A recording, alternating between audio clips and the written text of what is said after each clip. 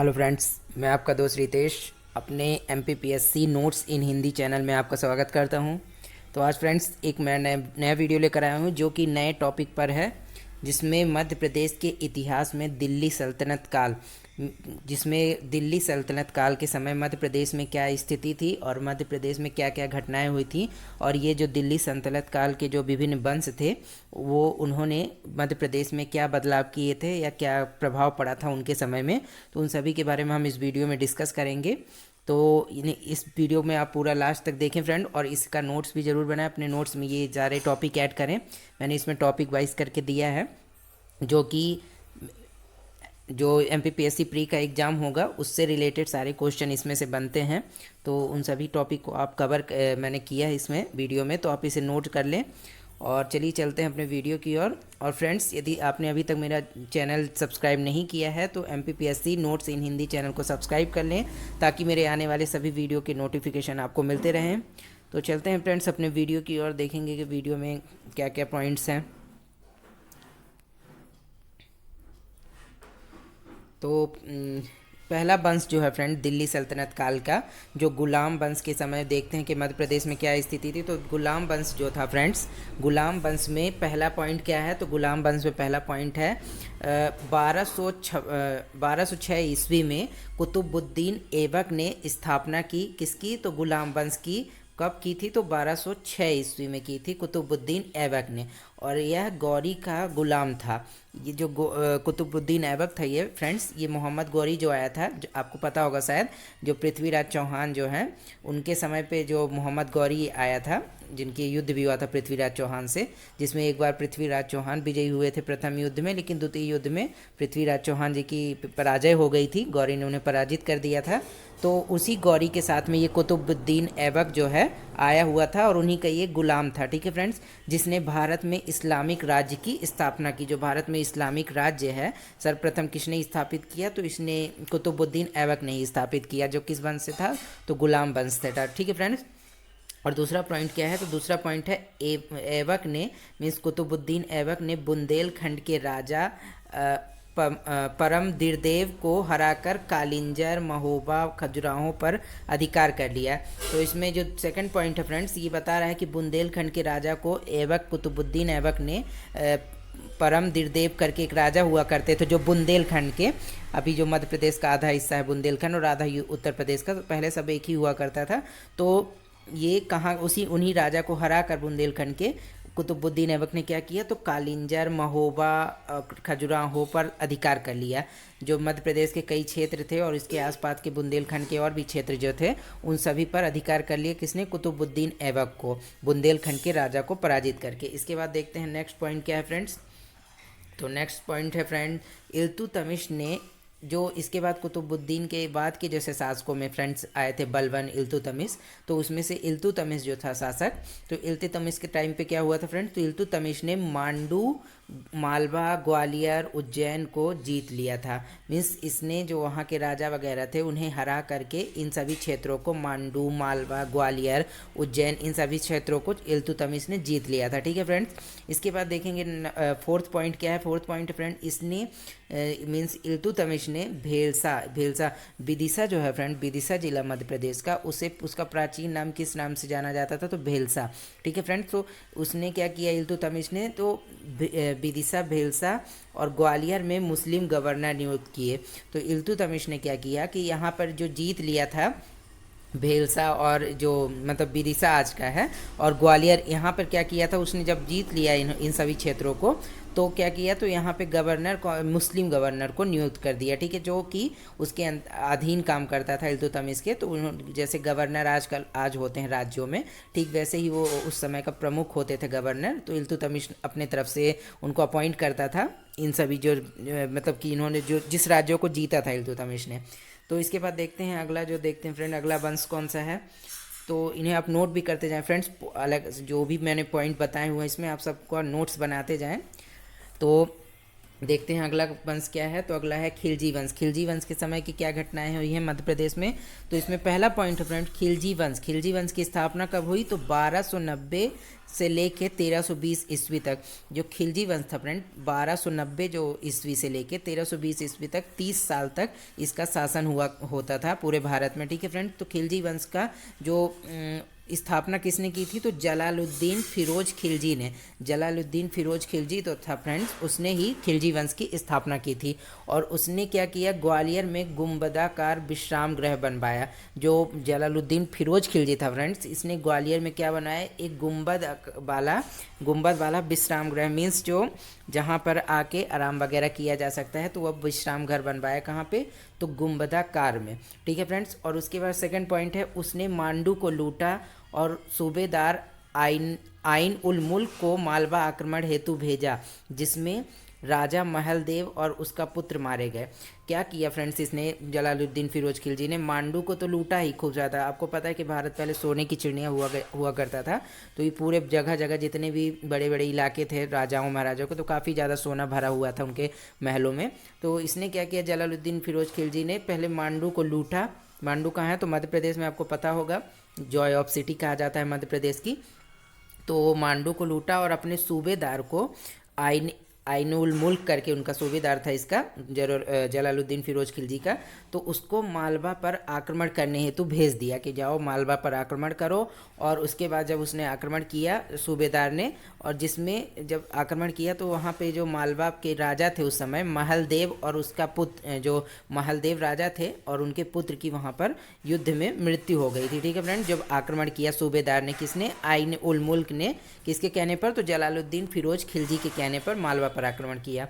ठीक है फ्रेंड्स। इसके बाद देखते हैं अगला पॉइंट क्या है। तो अगला पॉइंट है फ्रेंड, इसमें इसने कालिंजर, महोबा और भेलसा, विदिशा, चंदेरी, धार को भी लूटा। इसने जो जलालुद्दीन खिलजी ने है फ्रेंड्स, जो कि किसमें, खिलजी वंश से था, इसने महोबा, कालिंजर और जो कालिंजर को पहले महोबा कहा जाता है, जो महोबा अभी कहा जाता है फ्रेंड, जिसे मध्य प्रदेश का जो इलाका है, तो वो पहले उसे क्या कहा जाता था, तो उसे कालिंजर कहा जाता था। और भेलसा, विदिशा कहा जाता था। और चंदेरी, धार, सभी जगह को इसने जलालुद्दीन फिरोज खिलजी ने लूटा अपने समय पर, जब खिलजी वंश का शासन था भारत में तब।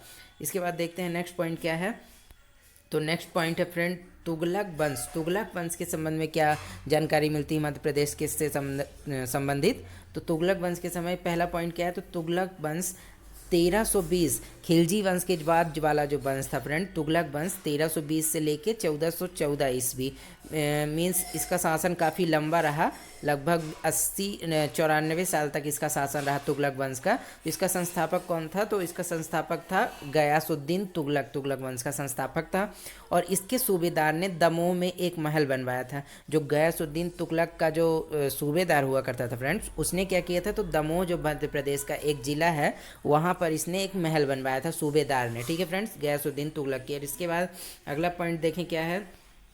तो अगला पॉइंट है फ्रेंड्स, सेकंड पॉइंट क्या है, गयासुद्दीन के बाद जूना खां मुहम्मद बिन तुगलक शासक बना। गयासुद्दीन के जो बाद फ्रेंड्स, मुहम्मद बिन तुगलक, जिसका नाम क्या था, जूना खां, और उसने मोहम्मद बिन तुगलक अपना नाम रख लिया था, तो वो शासक बना गयासुद्दीन के बाद। ठीक है फ्रेंड। इसका उल्लेख बटियागढ़ लेख में मिलता है, मीन्स जो गयासुद्दीन के बाद जो मोहम्मद बिन तुगलक शासक बना, तो उसका उल्लेख कहाँ मिलता है कि बना, तो बटियागढ़ करके एक लेख है, तो वहाँ पर उल्लेख मिलता है उसका कि हाँ, ये गयासुद्दीन के बाद मोहम्मद बिन तुगलक शासक बना था। और दमोह में मोहम्मद बिन तुगलक ने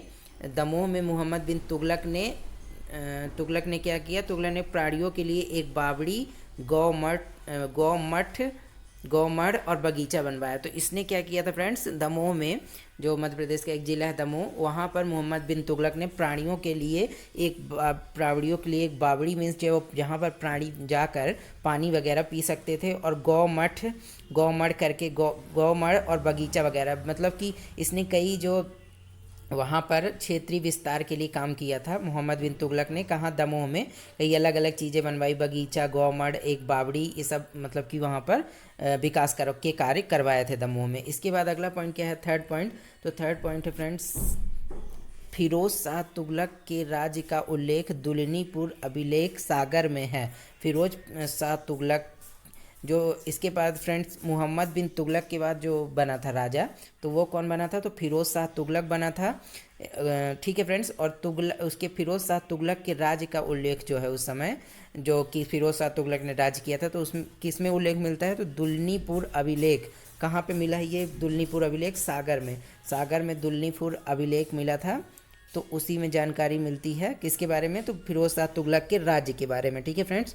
इसके बाद अगला पॉइंट है, फिरोज़ शाह तुगलक की माँ बीबी मैला नाम की, जो उनकी माँ थी फिरोज़ शाह तुगलक की, वो राजपूत सरदार रणमत की बेटी थी।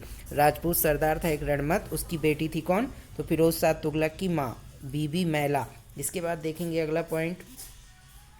अगला पॉइंट है फ्रेंड्स, नसरुद्दीन महमूद शाह। नसरुद्दीन महमूद शाह कौन था फ्रेंड? तो नसरुद्दीन महमूद शाह ये आगे के जो तुगलक वंश था उसके अगले क्रम में जो मतलब कि जो लाइन से बन रहे थे राजा वगैरह, जैसे पहले गयासुद्दीन तुगलक बना, फिर मोहम्मद बिन तुगलक, फिर फिरोज़ शाह तुगलक, ऐसे ही करके ये अगले क्रम में बनने वाला ये एक राजा था जो उस समय मालवा का सूबेदार दिलावर खां गौरी ने स्वतंत्र होकर चंदेरी अधिकार कर लिया।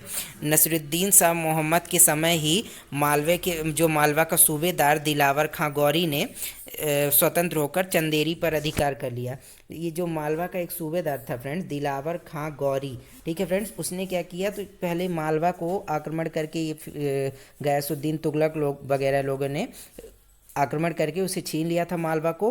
तो फिर एक सूबेदार थे जो दिलावर खां गौरी नाम का, तो उसने क्या किया? तो उसने स्वतंत्र होकर चंदेरी पर अधिकार कर लिया। उसने चंदेरी पर, जो मालवा में चंदेरी है, चंदेरी का आपको आप सुने होंगे, आप चंदेरी का किला अशोक नगर में जो है, तो वहाँ चंदेरी पर अधिकार कर लिया। किसने कर लिया? एक सूबेदार था मालवा का दिलावर खां गौरी, उसने अधिकार कर लिया था चंदेरी पर। इसके बाद देखें अगला पॉइंट क्या है। तो अगला है फ्रेंड, अगला वंश ये है लोधी वंश। लोधी वंश के बारे में क्या मध्य प्रदेश से संबंधित पॉइंट बनते हैं फ्रेंड? तो पहला पॉइंट है, लोधी वंश के संस्थापक बहलोल लोधी। जो बहलोल लोधी था फ्रेंड, वो लोधी वंश का संस्थापक था जिसने ग्वालियर पर आक्रमण कर दिया था। बहलोल लोधी जो था फ्रेंड, उसने ग्वालियर पर आक्रमण किया और लौटते समय बीमार पड़ने पर मृत्यु हो गई।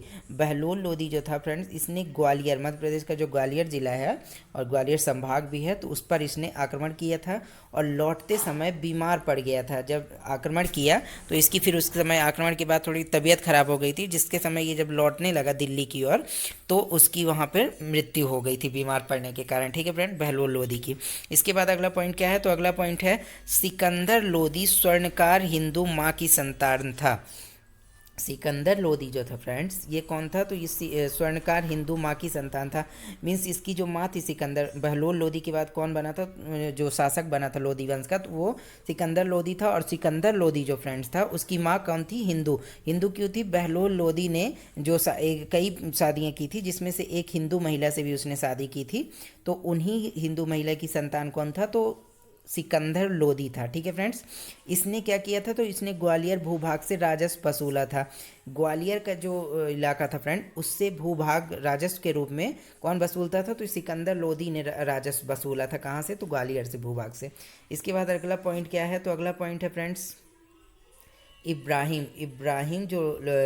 लोधी ने, सिकंदर लोधी के बाद जो बनने वाला शासक था इब्राहिम लोधी ने फ्रेंड्स, इब्राहिम लोधी ने ग्वालियर के शासक विक्रमाजीत को हराकर पुनः ग्वालियर पर अधिकार कर लिया।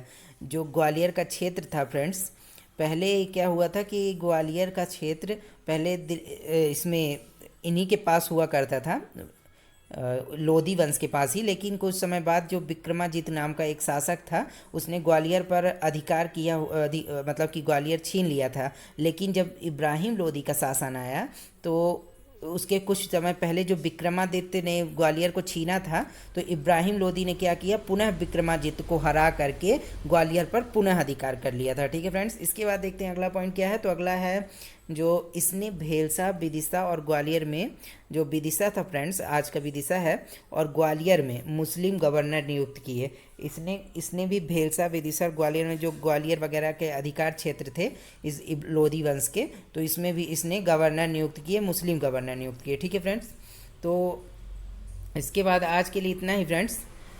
इसमें हमने डिस्कस किया कि दिल्ली सल्तनत काल के समय मध्य प्रदेश की क्या स्थिति थी, मध्य प्रदेश में क्या प्रभाव पड़ा इन विभिन्न सल्तनत काल के जो वंश आए थे, विभिन्न राजा ने राज किया था भारत में, तो उनके समय में मध्य प्रदेश की क्या स्थिति थी और क्या क्या पॉइंट जो हैं वो पूछे जा सकते हैं, उनके सभी के बारे में मैंने इसमें डिस्कस किया है फ्रेंड्स।